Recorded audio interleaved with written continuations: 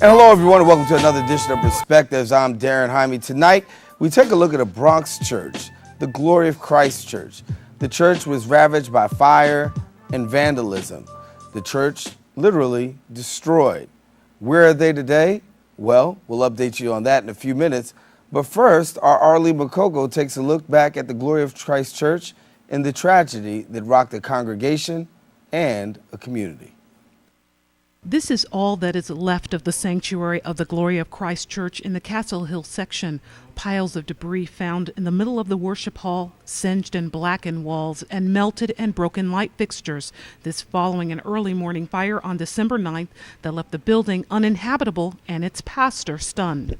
We're at a loss. I mean, we've done nothing but good in the neighborhood since we got here. We have a soup kitchen outreach, we have block parties, we have give out toys for the kids, we give out clothes to the people.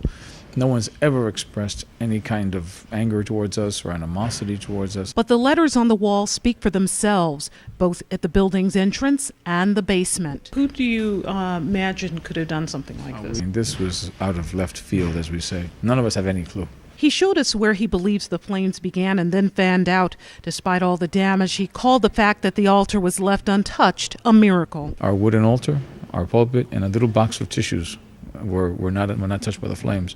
And to us, that's a sign of God's favor, saying, even though I let this happen, I put a limit as to how far the enemy can go. God is still and always will be in control. The nearly 100-year-old building was once a synagogue, and surviving the worst of the blaze is the Star of David in a front window. Treasurer Josh Pecan shared the outpouring of support not only from worshipers, but also the broader Bronx community has been overwhelming. Afterward, talking to the brothers, talking to the pastor, we encourage one another. That's what the Bible encourages us to do. In times of trouble, in times of need, laying on one another, and we get strength. We're receiving a lot of strength from one another. It could take up to 4 months before doors reopen here for worshipers.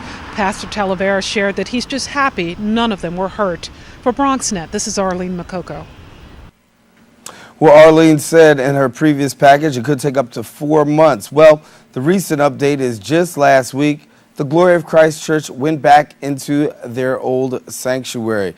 Here to give us an update as to where the Glory of Christ Church is Pastor Raymond Talavera. It's good to have you back here. Thank you. Good. As we saw, December 2009, obviously, those pictures are still etched in your mind and you still deal with it. But tell us where we are today. It's been a long journey the last 7 months. As I was sharing before, we've gone through some incredible times. Difficulties, yes, but also times of exhilaration, seeing the people just come together.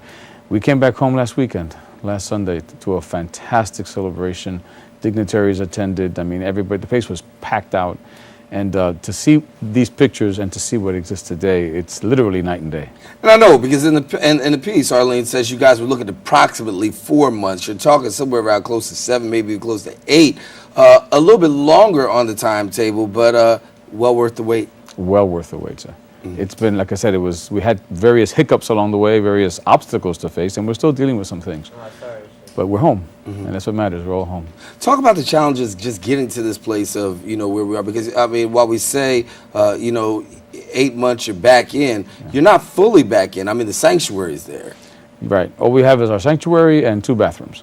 Upstairs, downstairs, still under construction. Thank God we have great contractors now. S-Working Corporation has done a fantastic job. But the previous contractor, however, did not. And it's sad to say people take advantage of people when they're in need. And we were taken advantage of for a few months by someone that was basically unscrupulous. And that delayed us a little further. So Arlene would have been right had we not had that problem. So it sets you back just a little bit. Yeah. What's been the mood of your congregation during this transition? Obviously, knowing that, we've lost our home pretty much and worshiping in a dance studio. Yes. What's been the mood and how have you been able to minister to your congregation given the adversity? Our people have done an incredible job of pulling together.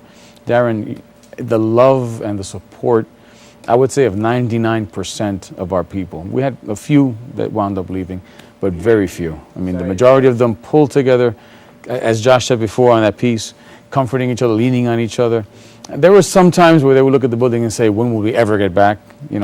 But the faith never really wavered. And they've been amazing. I'm a little biased, but to me, as I said before, I think when I was here last time, I do have the best church in the Bronx, in the city as far as I'm concerned, because we're a family. It isn't just a bunch of people getting together on a Sunday morning. It's a family, and I've seen that more than ever these past few months. Now, even though you don't have a mega church congregation, this has definitely received national attention. And the fact that a church has been vandalized, not just vandalized, but really, arson, the level of crime and the hate crime.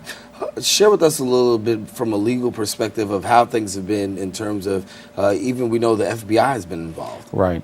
We did our research since our last time here, and we have the dubious distinction of being the church that's received the worst attack ever against a Christian church in our city history. In the middle of the worship hall, other churches have been vandalized, obviously, burned, and so forth, but we had a combination of all three. And to the level that it was, these vandals, whoever they were, their intentions were to kill. They pulled out the gas line. They wanted the building to explode. We're surrounded by homes. Had that happened, people would have been badly hurt if not killed. So given the intensity and the gravity of the situation, it is the worst example of a hate crime against a church in our city. The legal aspects, the FBI has become involved. The NYPD from the very beginning has been an amazing support and help. The CO from the 43rd Precinct is an amazing man, tremendously supportive. The detectives from the hate crime unit have been in touch. But given the magnitude of it, we have the FBI joining in as well, giving their support, because they want to catch these people before anybody else goes through what we've gone through. And to catch these people, you're talking about 7-8 months and still no arrests. No arrests. Have they said anything to you in terms of possible, they got suspects, anything? They've told me absolutely. They say they're working on it, and I believe that they are. But there's no names, there's no suspects. I was erroneously quoted in one of the papers this week saying that I thought it was drug dealers, but I never said anything of the sort. We have literally no idea who could have done this. We know it's more than one person, given the fact that the handwriting was different in the different graffitis. But other than that, we don't know how many there were or who they are. Have you heard anything else, any new threats, anything of that nature?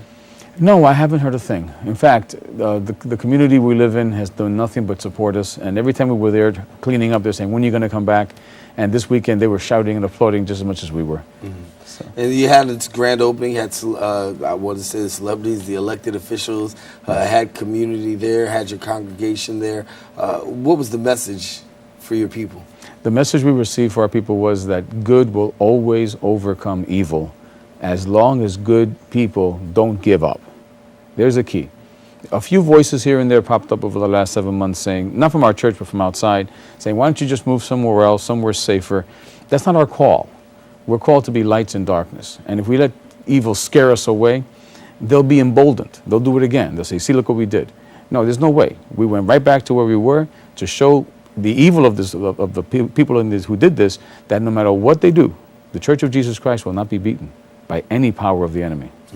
Pastor Raymond Talavera is our guest, talking about the glory of Christ Church and the glory that has come out of a gloomy situation. Going to continue more talking with Pastor Talavera when we return right here on Perspectives.